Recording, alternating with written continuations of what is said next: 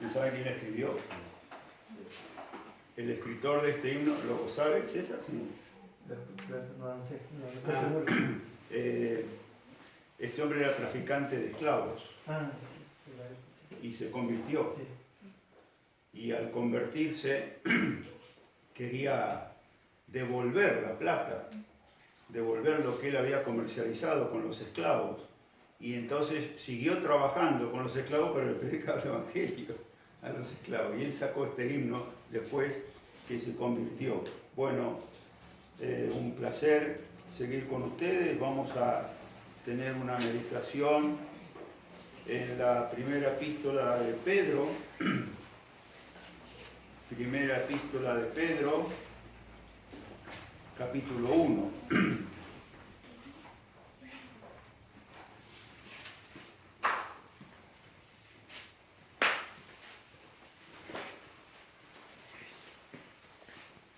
Gracias. Primera epístola de Pedro. Puede ser que no me confunda de copa, ¿no?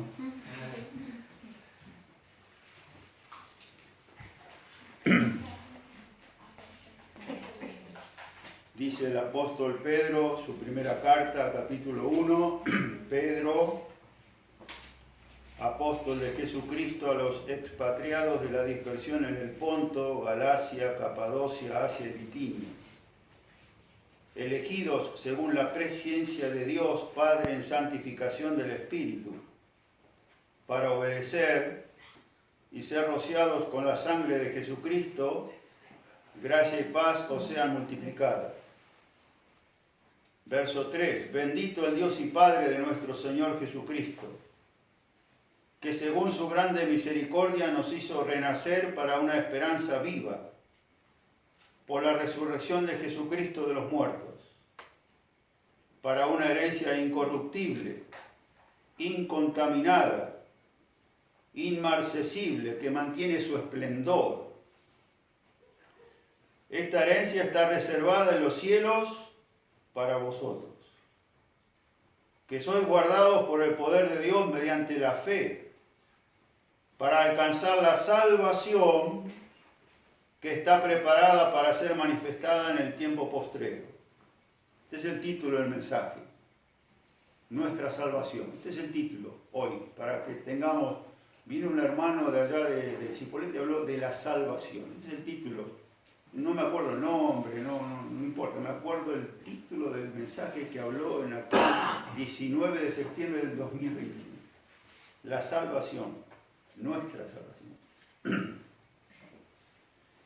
Verso 5, que sois guardados por el poder de Dios mediante la fe, para alcanzar la salvación que está preparada para ser manifestada en el tiempo postrero, en lo cual vosotros os alegráis, aunque ahora por un poco de tiempo, si es necesario, tengáis que ser afligidos en diversas pruebas, para que sometida a prueba vuestra fe, mucho más preciosa que el oro, el cual aunque perecedero se prueba con fuego, sea hallada en alabanza, gloria y honra cuando sea manifestado Jesucristo.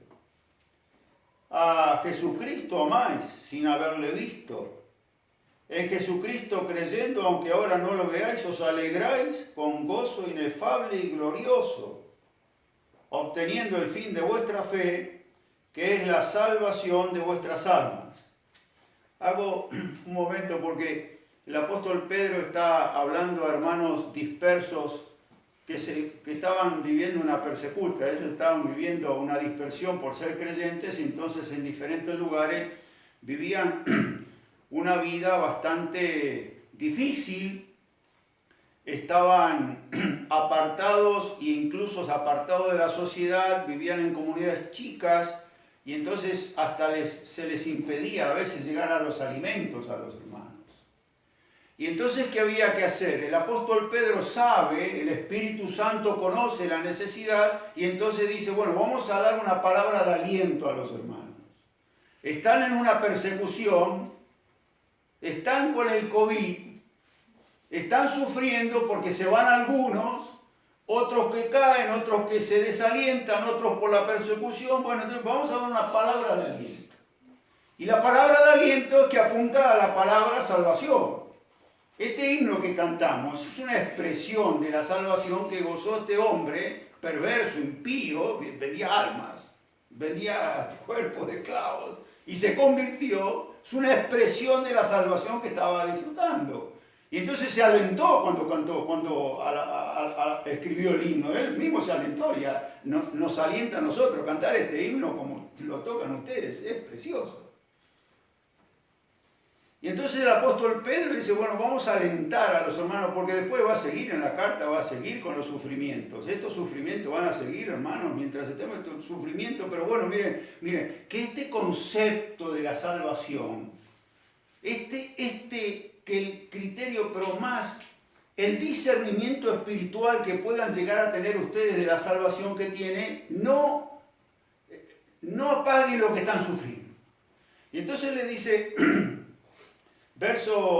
Vuelvo a leer verso 8. A Jesucristo amáis sin haberle visto.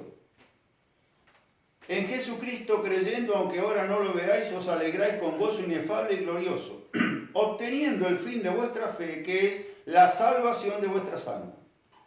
Los profetas que profetizaron de la gracia destinada a vosotros, inquirieron y diligentemente indagaron. Estos sí que se preocuparon, acerca de esta salvación, escudriñando qué persona y qué tiempo indicaba el Espíritu de Cristo que estaba en ellos, el cual anunciaba de antemano los sufrimientos de Cristo y las glorias que vendrían tras ellos. No lo vieron al Señor, profetizaron. Era como algo que el Espíritu Santo indicaba en su espíritu, en su corazón para que escribieran. No lo vieron al Señor. Pero ellos estaban anunciando de antemano lo que el Señor Jesucristo iba a vivir y lo que el Señor Jesucristo iba a ser glorificado. Algo que en el misterio de Dios podría ser nada más. A esto, verso 12, se les reveló que no para sí mismos, sino para nosotros, a los hermanos que estaban en la dispersión, pero para nosotros también.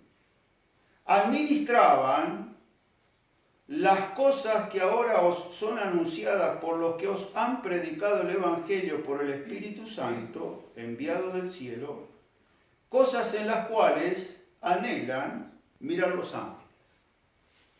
Esta salvación tan grande que Dios había provisto en Cristo y esta salvación que nos da un aliento a nosotros, somos salvos para toda la eternidad a pesar de las pruebas y de las dificultades y el desaliento y el desánimo que pueda venir. Bueno, tenemos una salvación en Cristo. Los ángeles anhelan mirar. Allí es como correr el velo, ustedes lo saben, lo habrán leído, lo habrán visto, lo habrán estudiado, habrán escudriñado esto. ¿Qué es que los ángeles, miren, ¿vieron las mujeres cuando ponen un espejo en la mesa así, vieron? Y entonces el espejo, un espejo, y hay algunos espejos que agrandan un poquito la cosa, ¿no? Entonces, ¿dónde está el barrito? El barrito está por acá, agarran una pincita y sacan un pelito y usted ve que la mujer se ve, a ver ahí. Eso hacían los ángeles. Hacen los ángeles. La iglesia le enseña a las autoridades superiores. Cuando estamos congregados es muy solemne. Los ángeles desean, anhelan disfrutar lo que nosotros tenemos. Una salvación tan grande. Ahora es notorio, ¿no? Es notorio. Primero vamos a una acción cronológica del nacimiento del Señor Jesucristo y la intervención de los ángeles que no disfrutan la salvación. Nosotros la disfrutamos a la salvación. Primero Lucas capítulo 1. Lucas capítulo 1. Vamos a ver un poquito la actividad de los ángeles en la intervención para que se produzca nuestra salvación. Y entonces Lucas capítulo 1 comienza antes de la venida del Señor Jesucristo, la ocupación de Dios en la salvación nuestra, enviando a sus ángeles. Y miren el conocimiento de los ángeles, la orden que cumplían, porque viene, primero leemos, capítulo 1, verso 5, hubo los días de Herodes, rey de Judea, un sacerdote llamado Zacarías de la clase de Abías, su mujer era de las hijas de Aarón y se llamaba Elizabeth. El nombre que le pusieron a esta mujer era de la esposa de Aarón. Seguía el nombre de la abuela de Aarón. Se casó con Zacarías, era estéril esta mujer. Pero para Dios no hay nada imposible. No hay nada imposible. Y entonces Zacarías le toca, porque esto era una orden que tenían para ministrar en el templo, y le toca desde la época de los reyes, que se perdió, pero en esta oportunidad le tocaba una vez, lo hacía y no tenía más ministerio. En esa oportunidad le toca entrar al templo para hacer el servicio de sacerdote. Y entonces él entraba al servicio del sacerdocio, el pueblo estaba afuera, dice la Escritura, pero resulta que cuando él está haciendo el servicio, se le aparece un ángel. Y el ángel, notemos, el ángel se le aparece, opa, ¿qué sería si hoy aparece un ángel? ¿Qué opina el Lolo? Hoy aparece un ángel al lado nuestro. ¿Y nosotros? Y yo me asustaría. Y entonces dice, verso 11, y se le apareció un ángel del Señor puesto en pie a la derecha del altar del incienso y se turbó Zacarías. ¿Cómo no? Hay que entenderlo. Se turbó Zacarías al verlo y le sobrecogió temor. Pero el ángel le dijo, Zacarías, por el nombre. En los cielos le dieron la orden al ángel, hay que ir a Zacarías primero. Zacarías, no temas, porque tu oración ha sido oída y tu mujer Elizabeth te dará a luz un hijo y llamará su nombre Juan. Verso 26. Al sexto mes, el ángel Gabriel fue enviado por Dios a una ciudad de Galilea llamada Nazaret. Nuevamente un ángel. A una virgen desposada con un varón que se llamaba José, de la casa de David. Y el nombre de la virgen era María. Yo digo siempre que Lucas parece un médico pediatra, porque habla de los niños con una dulzura como si los atendiera a los niños, ¿no? Y entonces se le aparece un ángel a María. El tiempo que vivían estos creyentes, los creyentitos estos, estaban bajo el imperio y vivían una vida de temor al Señor. Zacarías y Elizabeth, ambos eran justos, irreprensibles en los mandamientos del Señor, un testimonio. ¿En qué circunstancia? Pésima. ¿Qué importa el imperio? Yo honro a Dios. Y entonces a Zacarías se le aparece el ángel, no temas. María, desposada con José, verso 28, entrando el ángel en donde ella estaba, dijo, salve, muy favorecida, el Señor es contigo, bendita tú entre las mujeres. Mas ella cuando le vio, lo mismo que Zacarías, se turbó por sus palabras y pensaba qué salutación sería esta. Entonces el ángel le dijo, María, no temas, porque has hallado gracia delante de Dios y ahora concebirás en tu vientre y darás a luz un hijo y llamarás su nombre Jesús. Miren con la orden que venía el ángel. La salvación estaba programada desde la eternidad para nosotros.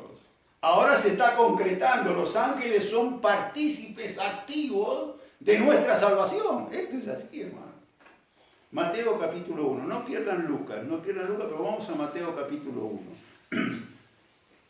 Para ver la actividad de los ángeles. Capítulo 1 de Mateo, el verso 18.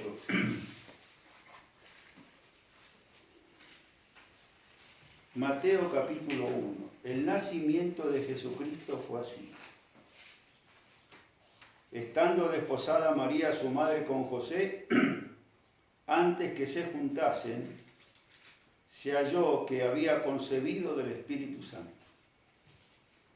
José, su marido, como era justo, y no quería infamarla, quiso dejarla secretamente, por temor al testimonio del que dirán, porque estaban desposados y cómo va a estar encinta, imposible. Y pensando él en esto, he aquí un ángel del Señor le apareció en sueños y le dijo: José, hijo de David, por el nombre, José, hijo de David, no temas recibir a María tu mujer, porque lo que en ella es engendrado del Espíritu Santo es y dará a luz un hijo y llamará su nombre Jesús, porque él salvará a su pueblo de sus pecados. El nombre y el fin con cual el Señor Jesucristo nacería y el nombre que le debía poner. El ángel, con la determinación que viene del cielo, guía a José ahora lo que tiene que hacer y el nombre que le tiene que poner al niño. Volvemos a Lucas. Vamos a Lucas. El hecho cronológico cuando nace el Señor, capítulo 2. Capítulo 2 de Lucas. No sé cuánto tiempo tengo, porque no tengo reloj. Bien. Capítulo 2 de Lucas. Verso 8. Había pastores en la misma región que velaban y guardaban las vigilias de la noche sobre su rebaño. Y aquí se les presentó un ángel del Señor, y la gloria del Señor los rodeó de resplandor y tuvieron gran temor. Zacarías, María y José, ¿y qué le dicen? Verso 10, pero el ángel le dijo: no temas, porque aquí os doy nuevas de gran gozo que será para todo el pueblo, que os ha nacido hoy en la ciudad de David un Salvador, que es Cristo el Señor. Esto para los ángeles era un triunfo para ellos. Ya sabían en el cielo lo que se estaba manifestando en la tierra, y ellos son partícipes activos para nuestra salvación. Y entonces vienen a los pastores. Los pastores vigilaban a las ovejas. Las cuevas allí en Belén son cuevas, unas cuevas son grandes, son bastante grandes, que entra mucho ganado, y las cuevas van decreciendo así al fondo. Entonces las ovejas van al fondo a establecerse, y en la puerta de las cuevas, de estas así unas cuevas bastante grandes, se ponen los pastores, medio que se acuestan los pastores para que no entre ninguna fiera, y entonces las ovejas en pleno invierno están allí al fondo y entre ellas se dan calor. Es así, estaban los pastores cuidando, pero claro, los pastores viviendo una vida normal de ganadero. Se le aparece un ángel. ¿Qué opinan, hermanos? Y entonces, no teman. El ángel estaba seguro de lo que estaba haciendo, pero los pastores no sabían. Bueno, vayan a ver. La señal, un niño envuelto en pañal. Esa es la señal, un niño envuelto en pañal. Y entonces dice, verso 12, esto servirá de señal. Hallaréis al niño envuelto en pañales, acostado en un pesebre. Verso 13, y repentinamente apareció con el ángel una multitud de las huestes celestiales que alababan al Señor. Decía: gloria a Dios en las alturas, y en la tierra paz, buena voluntad para con los hombres. Volvemos a Mateo, por favor. Porque cronológicamente en Mateo, el capítulo 2, el verso 13, muy notorio, capítulo 2 de Mateo, el verso 13. Después que partieron ellos, allí se fueron los magos, que por revelación fueron a ver al Señor. Herodes quería que vuelvan a él, pero la intención de Herodes no era, porque Herodes era idumeo, no era de la descendencia de los judíos, cuidado con esto, y entonces él intentó luego, puso que los niños menores de 2 años que pasaran. Gran lamentación en Raquel, que lamenta a sus hijos, la matanza de los niños. Pero, verso 13, después que partieron ellos, he aquí un ángel del Señor apareció en sueños a José, y dijo, ya no le dijo no temas, le da la orden: levántate, levántate y toma al niño y a su madre y huye a Egipto y permanece allá hasta que yo te diga, porque acontecerá que Herodes buscará al niño para matarlo. José era carpintero. en la media tenía un buen oficio José, pero había que huir y había que correr, había que salir con una esposa y un hijo. ¿Y con qué plata? ¿Con qué se movió José? ¿Saben ustedes? Sí. ¿Qué le trajeron los magos? Tesoro. ¡Oro! En esa época, oro. ¿Qué hacía? Cambió el oro y fue a Egipto. ¿Que Dios no va a cuidar a su hijo? Por favor. José ve a Egipto, porque después dice la profecía, de Egipto llama a mi hijo. Ahora, un ángel se le aparece a José y le da la orden. Ya no le dice, no temas, porque José ya había visto el ángel por primera vez. Bueno, ya no tenía temor, pero se le aparece el ángel y dice, bueno, ve a Egipto. Verso 19. Notemos. Pero después de muerto Herodes, que quería la muerte del Señor Jesucristo, he aquí un ángel del Señor apareció en sueños a José en Egipto, diciendo, levántate, toma al niño y a su madre y vete a tierra de Israel, porque han muerto los que procuraban la muerte del niño. Una determinación en la orden para José. El ángel sabía cuando venía a José, hay que hacer esto, determinado, porque los caminos de Dios no son los caminos de Satanás. Por medio de Herodes querían destruir al Señor. No, este es el camino. Ve a Egipto y luego un ángel dice, ve, vuelve a Egipto, y entonces el Señor, o sea, José con su hijo se establece en Nazaret, por eso fue llamado Nazareno, no Nazareo. Nazareno, de Nazaret, no Nazareo por un voto, no, fue Nazareno el Señor. Muy bien, capítulo 4 de Mateo. ¿Qué dice? El Señor empieza su ministerio. Y cronológicamente en el ministerio, cuando viene el Señor se bautiza del Jordán, y entonces la voz de Dios que dice, este es mi hijo amado, que es, en él tengo complacencia, pero resulta que cuando el Señor es bautizado, inmediatamente viene la prueba. Y nosotros, luego de ser bautizados, hermanos, no estamos exentos de la prueba. Viene la prueba. Y prueban al Señor 40 días en el desierto sin comer. Yo no lo puedo pasar. Menos mal que tengo a mi sobrina, mi sobrino me hizo un asado, y menos mal porque anoche comí empanada, o sea, bárbaro, ¿no? Muy bien, estoy bárbaro, muy bien. El Señor 40 días. Y entonces viene Satanás a probar, primero los panes, y después lo lleva al pináculo, y después le muestra la gloria de los reinos. Qué desfachatez tremenda de Satanás, ¿no? Sí, todo esto te daré, si postrado me darás. No. Escrito está. Es la palabra. Es la palabra. Por eso el apóstol Pablo decía que la palabra mora en abundancia. Que la palabra mora en abundancia. Ocupémonos en esto, escudriñemos la palabra para que nos refleje y nos dé aliento a la salvación que tenemos, hermanos. Y entonces cuando termina el diablo, huyó de él. ¿Y qué estaban allí presentes? Capítulo 4, verso 11. El diablo entonces le dejó, y aquí vinieron ángeles y le servían. ¿Qué hicieron? Le trajeron pan. Había que comer después que vencía a Satanás. ¿Qué hicieron los ángeles? Vieron la ocupación en la salvación de... Bueno, por naturaleza el Señor tiene hambre. Le servían al Señor los ángeles. El delivery. Bien, hermano, está actualizado, muy bien, está perfecto. Pasa el tiempo. El Señor en todo su ministerio llega a Lucas, vamos a Lucas capítulo 22. Pasa el tiempo. Lucas capítulo 22. Y entonces dice, en los momentos previos a la cruz, capítulo 22 de Lucas, verso 39, y saliendo, se fue como solía, era habitué en él, al monte de los olivos. Sus discípulos también le siguieron.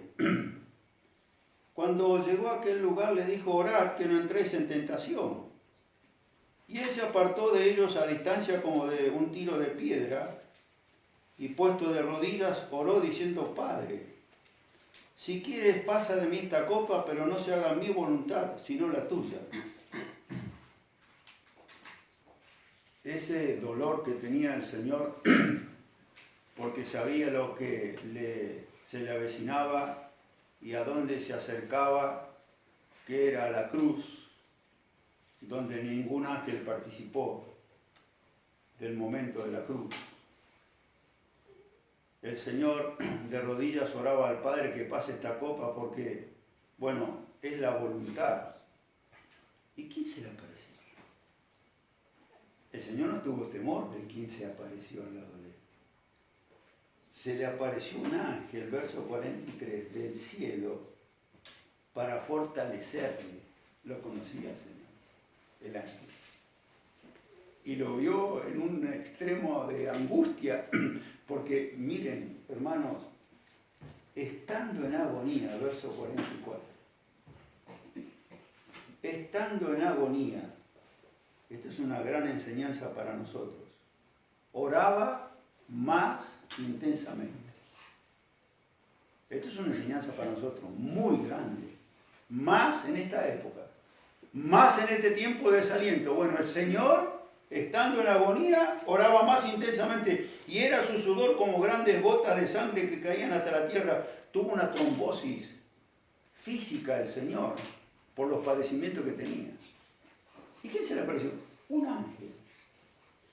Pasa la obra de la cruz, el Señor solo concreta la salvación, cumple acabadamente con la justicia de Dios y nuestra salvación es completa en la obra de la cruz. El Señor muere porque el Señor murió conforme a las Escrituras y el Señor fue sepultado conforme a las Escrituras y el Señor al tercer día resucitó conforme a las Escrituras. Ahora, es interesante, a mí me encanta Marcos, a mí me encanta Marcos el día de la resurrección, capítulo 16. Porque dice que capítulo 16 de Marcos, cuando pasó el día de reposo, María Magdalena, capítulo 16, verso 1, cuando pasó el día de reposo, María Magdalena, María la madre de Jacobo y Salomé compraron especias aromáticas para ungirle. Y muy de mañana, el primer día de la semana, vinieron al sepulcro, ya salido el sol, pero decían entre sí: ¿quién nos removerá la piedra de la entrada del sepulcro? Es nuestra duda diaria. ¿Qué vamos a comer mañana? ¿Pero qué había pasado antes? Un ángel, primero, ¿qué pasó? Un terremoto. Hubo un terremoto, dice Mateo. Mateo dice un terremoto que movió la piedra. Era grande la piedra, porque era grande la puerta de donde el Señor, allí donde el sepulcro de José de Arimatea había sido sepultado el Señor. Era grande la piedra, custodiada por soldados. Y cuando vinieron estos soldados quedaron espantados y entonces dice que ¿quién nos removerá la piedra? El Señor se encargó por medio de un ángel y un terremoto correr la piedra. Muy bien. Verso 4. Pero cuando miraron, vieron removida la piedra, que era muy grande.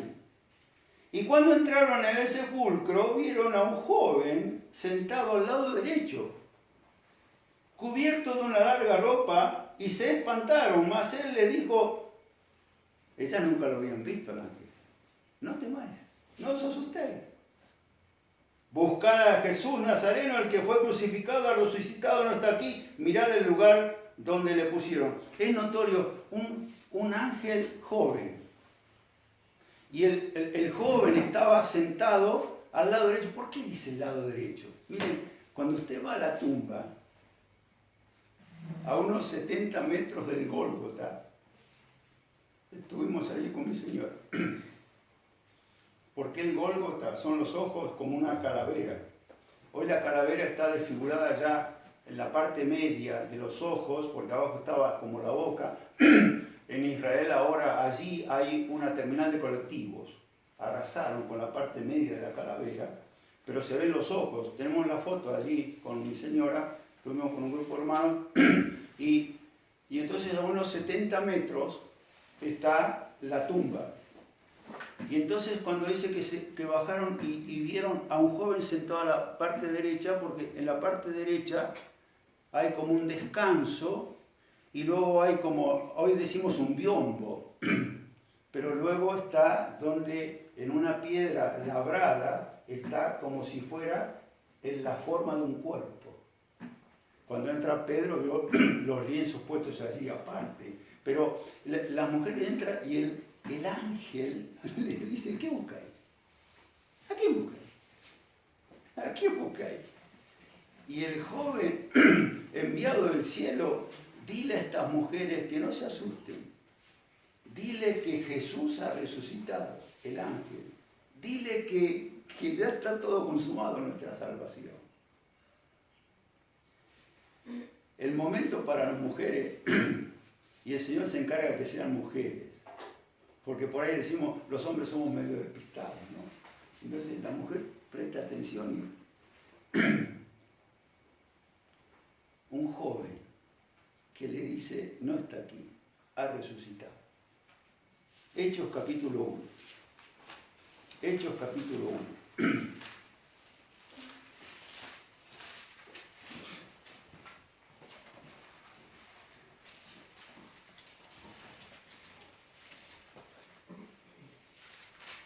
Es la ascensión. Se había presentado con pruebas indubitables el Señor. Primero a Pedro, después a los 11, después a 500 hermanos a la vez. Entonces dice el verso 6, entonces los que se habían reunido le preguntaron diciendo, Señor, ¿restaurarás el reino de Israel en este tiempo? Les dijo, no os toca a vosotros saber los tiempos o las sazones que el Padre puso en su sola potestad, pero recibiréis poder cuando haya venido sobre vosotros el Espíritu Santo, y me seréis testigos en Jerusalén, en toda Judea, en Samaria y hasta lo último de la tierra. Y habiendo dicho estas cosas, viéndolo ellos, fue alzado y le recibió una nube que le ocultó de sus ojos, y estando ellos con los ojos puestos en el cielo, entre tanto que él se iba, y aquí se pusieron junto a ellos dos varones con vestiduras blancas, los cuales también le dijeron, varones galileos, ¿por qué estáis mirando al cielo? Este mismo Jesús, que ha sido tomado de vosotros al cielo, así vendrá, como lo habéis visto ir al cielo. Fin del comentario, primera de Tesalonicenses, que todos conocemos. Primera Tesalonicenses,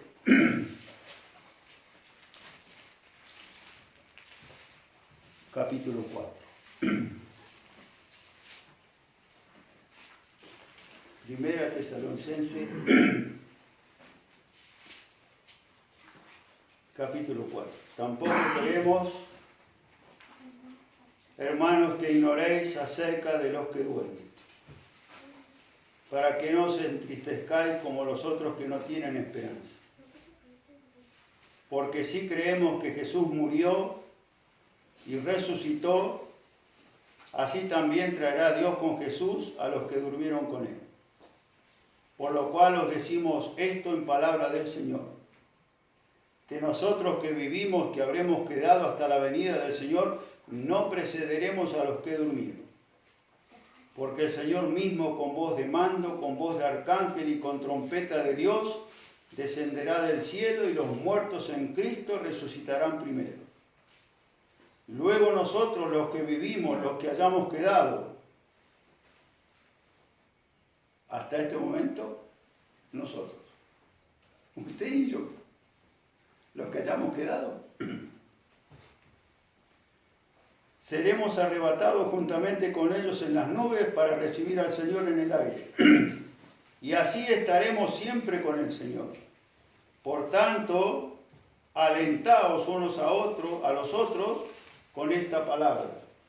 Capítulo 5, verso 11. Por lo cual, ante la expectativa de la venida del Señor y disfrutando de una salvación tan grande que procuró el Señor, capítulo 5, verso 11, por lo cual animaos unos a otros y edificaos unos a otros, así como lo hacéis. Ahora se imaginan, hermanos, estaban los discípulos con el Señor y el Señor, alzando sus manos, dice el Evangelio que bendiciéndolos se pierden una nube. Entonces se le acerca a los discípulos y los ángeles le dicen, ¿qué están mirando? ¿Qué están mirando? Este mismo Jesús. Este mismo Jesús. Como lo habéis visto en el cielo, así vendrá. Bueno, hermanos de la iglesia de la Angostura, alentados con estas palabras, este mismo Jesús, que los ángeles anhelan disfrutar de esta salvación, este mismo Jesús vendrá. Alentados. ¿Cuál es el aliento? Este es el aliento. El primer día de la semana, este es el aliento. ¿Qué hacían? Perseveraban, prestaban especial atención. ¿A qué? A la enseñanza apostólica, a la comunión los unos con los otros, al partimiento del pan y a las oraciones. Esto tan sencillo, sí, esto tan profundo, esto tan grande, esta salvación tan grande, alentémonos. El Señor viene. ¿Cuándo? Está a las puertas. Está a las puertas. La sodomía, a su mayor expresión. Bueno, nosotros estamos a las puertas, que venga el Salvador. Y los ángeles, permanentemente alrededor nuestro, de nuestros hijos, de los jóvenes, de los mayores, protegiendo, que anhelan mirar la salvación, que nosotros disfrutamos por gracia y por misericordia de Dios para nosotros. A Él en esta mañana, al partir el pan, tomar la copa, sea solamente la gloria de su nombre. Que el Señor bendiga su palabra. Amén.